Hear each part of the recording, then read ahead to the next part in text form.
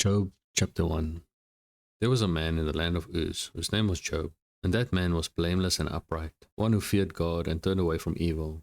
There were born to him 7 sons and 3 daughters. He possessed 7,000 sheep, 3,000 camels, 500 yoke of oxen, and 500 female donkeys, and very many servants. So that this man was the greatest of all the people of the east. His sons used to go and hold a feast in the house of each one on his day, and they would send and invite their 3 sisters to eat and drink with them.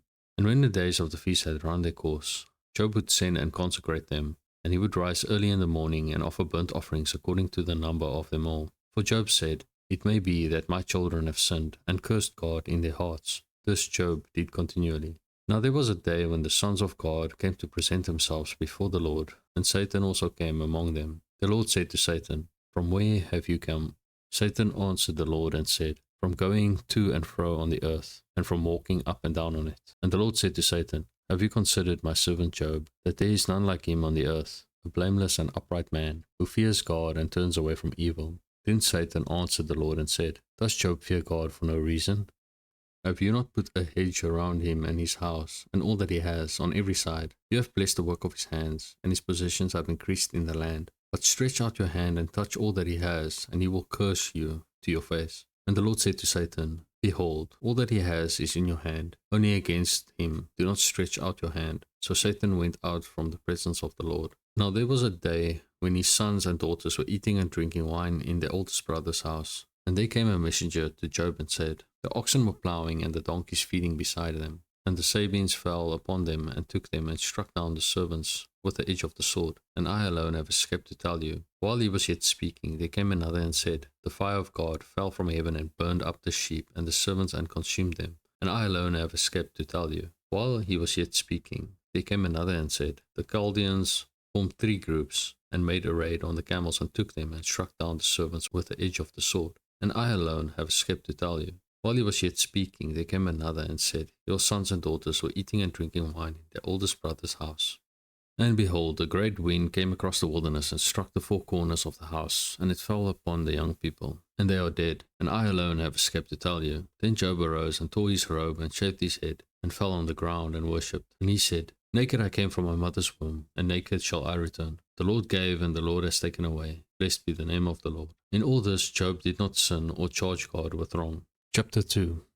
Again, there was a day when the sons of God came to present themselves before the Lord, and Satan also came among them to present himself before the Lord. And the Lord said to Satan, "From where have you come?" Satan answered the Lord and said, "From going to and fro on the earth, and from walking up and down on it." And the Lord said to Satan, "Have you considered my servant Job, that there is none like him on the earth, a blameless and upright man, who fears God and turns away from evil? He still holds fast his integrity, although you incited me against him to destroy him without reason." Then Satan answered the Lord and said, "Skin for skin, all that a man has, he will give for his life.